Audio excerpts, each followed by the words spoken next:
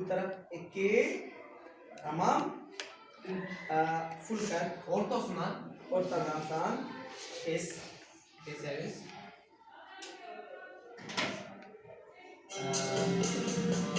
Gel fazla.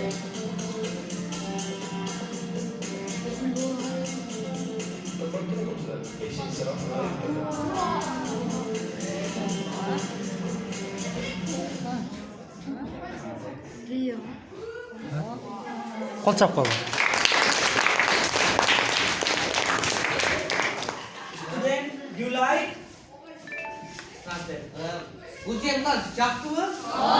Bu bayağı bizim bunlar şamarlıktan. Jelpigiç. Jelpigiç. Ver. Orangelik. Renk uç renk. 4 renk. Niye? İçine. Cevap işte. Türkiye'de 3 kurum oldu. Bizim arka kılgama bol boy diken, içinden oroy diken. Tamam? Kaç? İçine. Ortasından içine. Şu 2 defa. 2 jola.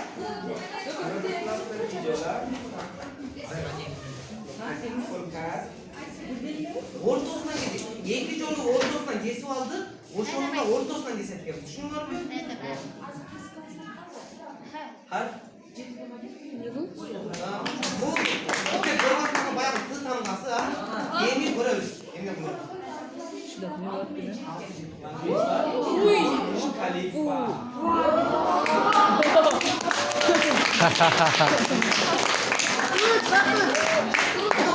Bu ayarlı ne de? Burç Al Arap. İki renk. İki. Bayağı sana dalması istiyor. Kaç? Bıçak kesme. Ucağından bıçakla uçuşturup kesettiklerimiz. Gördün mü da? Sonra andan değil. Geç bütün önüne iki yolu kesettiklerimiz farklı yapıyor. Birbirine dayı. Her bir çarpkenimiz esas. Yarın algandan kesettiklerimiz uçka. Tamam. Bir renk o karda çekeyim.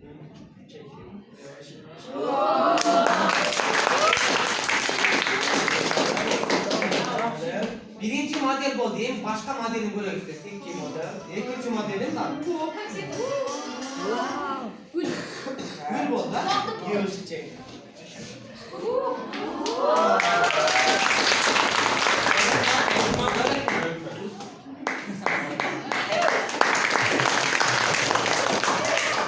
Renk 1, 2, 3, 4, niyet 25 var.